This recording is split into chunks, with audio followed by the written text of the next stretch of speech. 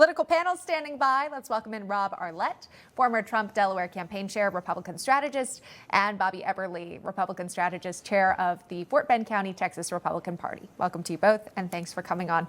All right, Rob, start us off. What's going on here with Gretchen Whitmer, and what kind of impact does this photo actually have for her political ambitions?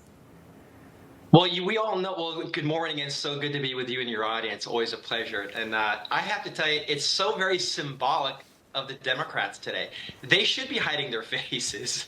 And as we all know, the internet is going wild with that, because they should be embarrassed for their policies and their rhetoric. Because here we are, we've got an amazing president who's going after the corruption and the collusion and all these cover-ups, to include herself, I would say, in some of these states. And I say it's very symbolic, and I think it's really quite real of where they are. Because isn't it silly that why can't they just be real and honest and work with the president, versus they think they have to be, well, hiding themselves amongst their supporters because it's the evil guy, right? It's Trump, the evil man. You can't work with a guy.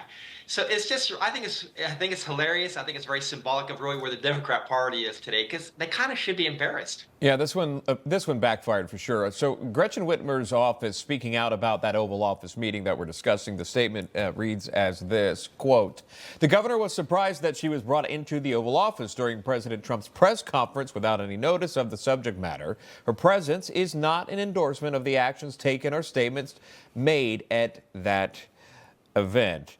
You know, Bobby, her covering her face, maybe it was thought in the moment of, I'm standing up, you know, for the Democrat Party, don't link me to President Trump, but it just looks silly, and it makes her look silly. And you've got to think about the office and not Gretchen Whitmer. You are the governor of the state. You are the governor of Republicans or conservatives and liberals and those that don't even vote, all alike, representing the state of Michigan. And this is how you choose to represent the constituents and residents of Michigan. Your thoughts, Bobby?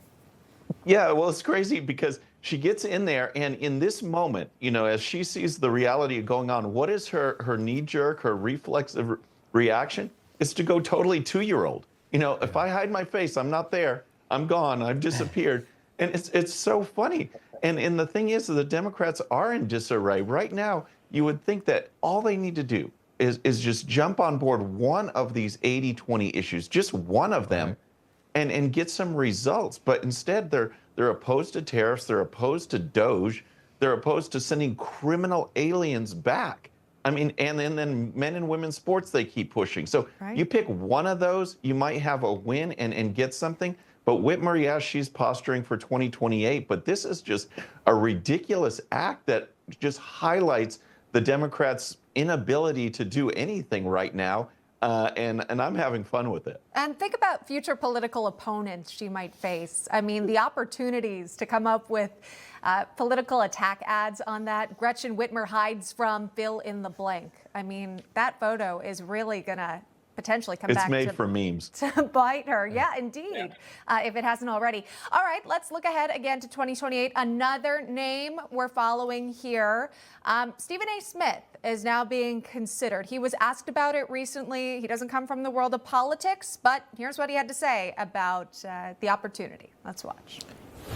I have no choice, because I've had elected officials, and I'm not going to give their names, elected officials coming up to me.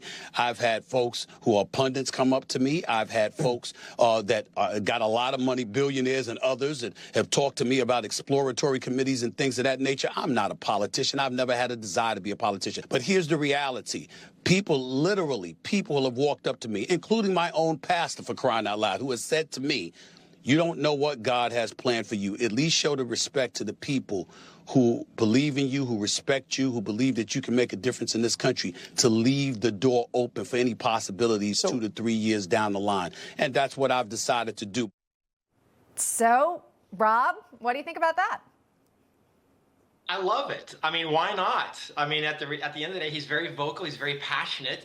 And I think the American people are ready for that. I think that's really what's symbolic, yet again, is just the passion and the realness.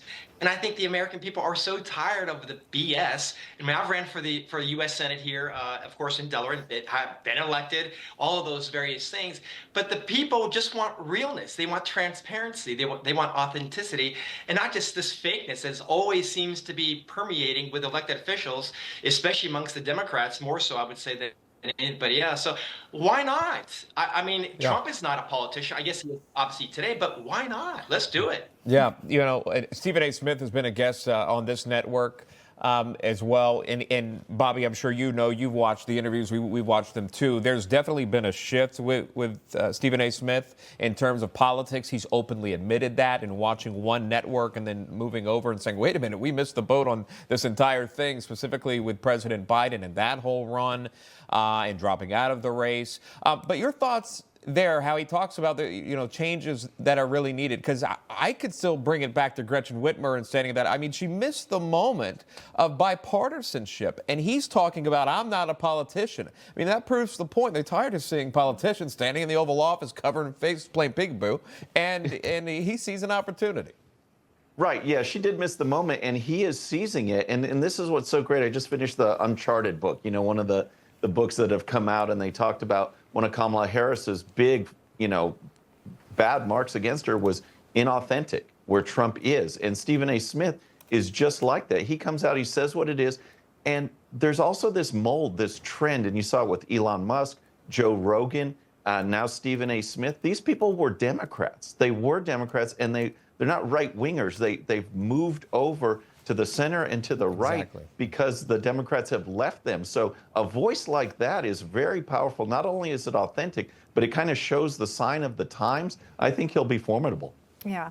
It would be anti-democratic establishment, which I know Bernie Sanders had attempted to do, and then he didn't find success there. So will Democrats be willing to give it a try?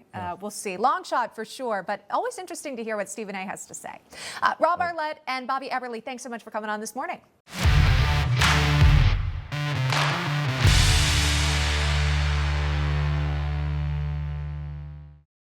All right, friends, thanks again for tuning in. I really appreciate it. And before you go, please hit that subscribe button above. Once you do, tell your friends, share it, spread the word about the 13-minute news hour so we can keep growing. And for more great content, check out these videos right here, and I'll see you next time.